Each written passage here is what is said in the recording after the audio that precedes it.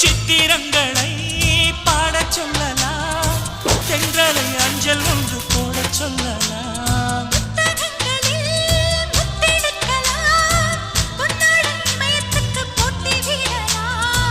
பூமிக்கு பொட்டு வைத்து பார்க்கலாம் பார்க்கலாம், பூவுக்கும் ஆடை தைத்து கொள்ளலாமா?